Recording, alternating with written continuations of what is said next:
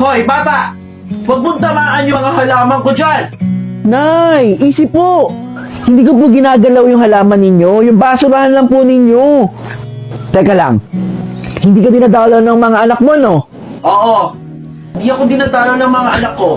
Paano mo nalaman yon? Kitang-kita sa mukha mo, Nay. Paano ka dadalawin ng mga anak mo? Ubod ka ng kasungitan. May suggestion ako sa'yo, Nay. Bakit kaya hindi mo sila papuntahin dito? Kahit anong gawin ko, hindi yun pupunta. Hindi naman siguro. Baka busy lang sila.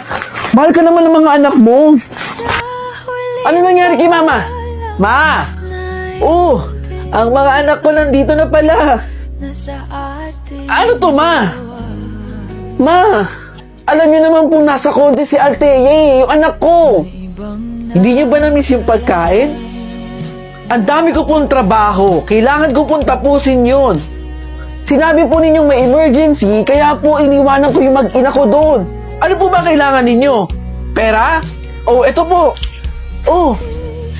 O, Nay, mababaon na lang ako niyan, tapos dadali ko sa contest, ha? Alis na po ako. Sabi ko sa iyo, hindi ako mahal ng mga anak ko. Saglit, hahabulin ko sila. Hoy, anong gagawin mo? Saan ka pupunta? Ma! Ma!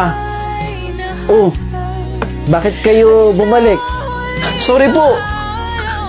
Pero bakit hindi niyo po agad sinabi sa amin?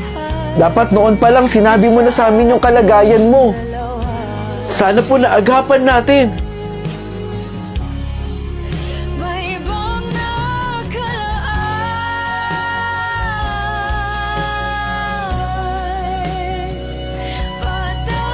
Hanggang saan naabot ang 20 pesos mo? Pinabawanan pala ako ng mami ko ng lunch ko. Ito, oh. At may extra cash pa. Ang yabang naman ito. Eh, ikaw kasi. Anong baon mo? Patingin naman. Baka pwede tayo mag-share, di ba? Wala na atang nabibili sa 20 pesos eh. Eh, ito lang kasi yung baon ko eh. Ha? 20 pesos? Hanggang saan naaabot ang 20 pesos mo? Ano ba kayo? Sa Corneto, aabot na ulit ang 20 pesos mo. Ano pang iniintay mo? Pumunta sa nearest convenience store o sari-sari store. Bumalik ka na ng Corneto sa halagang 20 pesos SRP. Sa may bahay ng aming bati, Merry Christmas. Patawad! Hindi pa nga natatapos yung kanta, patawad agad. Napakakuling po talaga ng mga tao dito sa bahay na to no? Wala pa nga December, nangangaroling na. Dadaan pa nga ang araw ng patay Bukas, pupuntahan ko ulit tong bahay na to. Hindi ko titigilan to. Ma, labas na dyan ito na yung pagkain ninyo. Kuripot!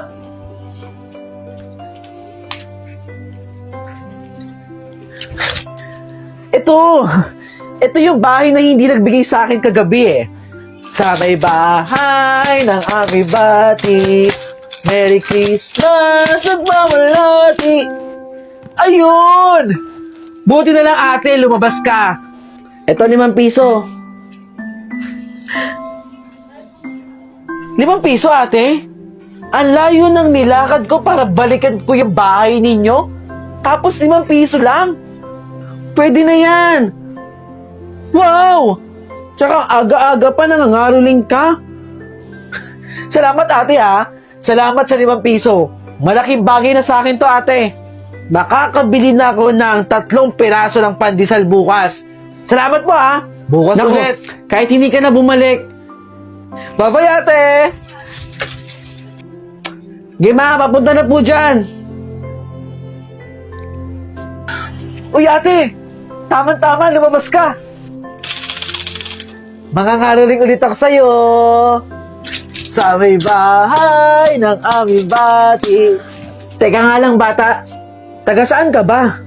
Ang totoo po niyan galing po ako dun sa tinuturing kong pamilya doon sa malayo. Pero dahil sinasaktan po nila ako, umalis po ako. Pero alam niyo po, hinahanap ko pa rin po ang totoong pamilya ko. Bye-bye ate.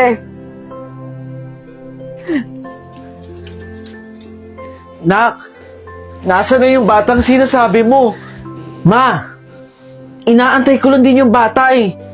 Mukhang siya na yung hinahanap mong anak mo. Baka nga siya na ang nawawala kong anak. Kindly bring out your assignment, class. Good morning, ma'am. Anna May, anong oras na? Bakit ngayon ka lang pumasok? Ano po kasi, ma'am? Ops, ayokong makakarinig ng mga common na sagot. Wala? Maupo ka na. Huwag mo lang uulitin sa susunod. Okay, please. Pakipasa yung mga assignment ninyo. Heads up! Finish or not finish, pakipasa na ang inyong quiz. Saglit. Thank you. Hindi pa ako tapos. Thank you. Anna May, ano ba nangyayari sa'yo? Noong una nalilate ka, ngayon naman pati pag-exam late pa din. Ang pagkakaalam ko, Anna May, malapit ang bahay nyo dito sa eskwelahan. Akin na yung papel mo. Ito po. Yeah, pwede na kayo mag-recess class. Magsitayo ang lahat at tayo ay magdadasal na. Dala ko naman yung mga assignment ko dito. Anna May, mabuti at nakahabol ka sa pagdarasal namin. Saan ka na naman ba galing? Ma'am, sumasideline po kasi ako, ma'am. Pandagdag lang po dun sa gamot ng nanay ko. Kaya po ako nalilate. Kung ano man yung mga dahilan mo, dapat ugaliin mong pumasok ng maaga. Pasensya na po. Para sa pag-aaral mo to, Anna May, sa kinabukasan mo, makinig ka sa teacher mo. Okay, dasal na class. Ma! Ma! Nak! Eto po, may pandagdag na po ako sa pambili ng gamot ninyo. Hindi mo naman kailangan gawin yan, Nak eh. Kaya pa naman ni Mama.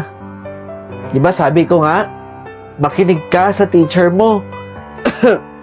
Para sa kinabukasan mo. Ito, Ma. Maraming salamat, anak. Makakabili na ako ng gamot. Ew! What is this? A sack full of garbage? It's kadiri! Alam mo, anak mayaman ka talaga eh, no? Bawal mag-iinarte dito. I thought, mamamalimos lang tayo here. Lahat tayo dito mga mahihirap at basurero. Kaya yung kaartihan mo, hindi yan uubra dito. Okay! There! Tara! Pati nga itong damit na to eh. Butas-butas. Dapat maging masaya ka na lang kasi may damit ka. Props lang ba to? Grabe naman yung boss natin. Siguro maldita ka sa inyo, no? Kaya ka pinatapon dito. Palimos po. Palimos. Ito bata oh, meron ako ibibigay sa yung barya. Ito na para sa'yo. Salamat po. You're so galing, ha? Ang galing mo mamalimos. Ma'am and sir, can I get 1 peso? Grabe naman yun. Eh talagang tatanggihan ka. Nag-i-English ka pa eh. Pwede ka naman mag-Tagalog. Look! I got some money from people there! Thank you so much for teaching me. Wala yun. But, I'm hungry. Papagalitan ba tayo ni boss kung gagamitin natin to? Eh malamang, hindi naman sa atin yan eh. Kay boss yan eh. But I'm hungry. Can we eat, please? Oh, sige, sige. Pero wag kang maingi kay boss, ha? Yes! Thank you so much! You're so bait! Yay! Thank you so much!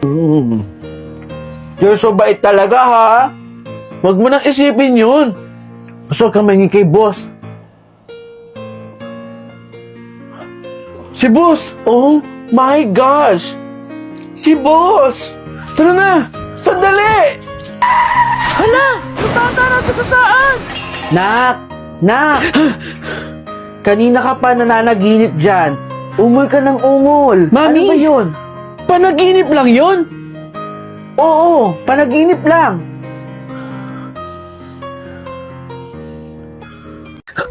Uy!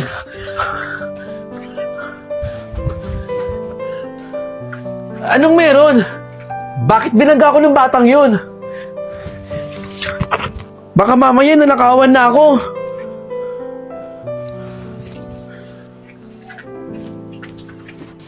Ayan po lahat. Ito po yung bayad ko. Salamat po. Teka, yun yung batang bumangga sa akin kanina. Salamat po ah.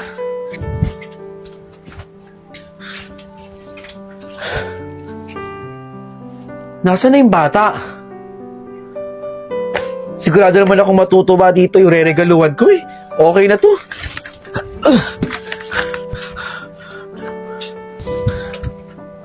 Bakit lagi na lang ako binubunggo ng batang yun? Dito pa sa lugar na to. Humanda talaga sa akin yung batang yan. Siguro magdanakaw yun eh. Makaalis na nga. Tignan ko na lang talaga kung may bumangga pa sa akin dito. Ate, tumabi ka! Bata!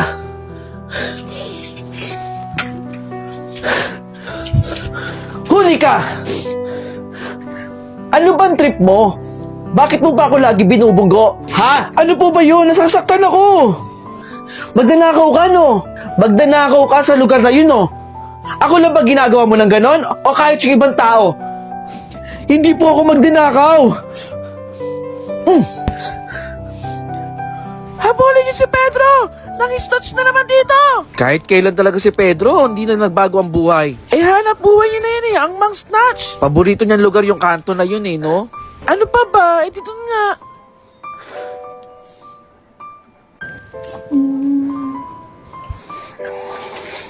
Hoy, pare! Huwag mo nang snatchin yung babaeng yun. Magbagong buhay naman kayo. Wala kaming pera. Kailangan namin ng pera. Palibasa kasi, may magulang ka na sumusuporta sa'yo. Huwag mo kami pinipigilan dito. Ganito na ang trabaho namin. Subukan mo lang.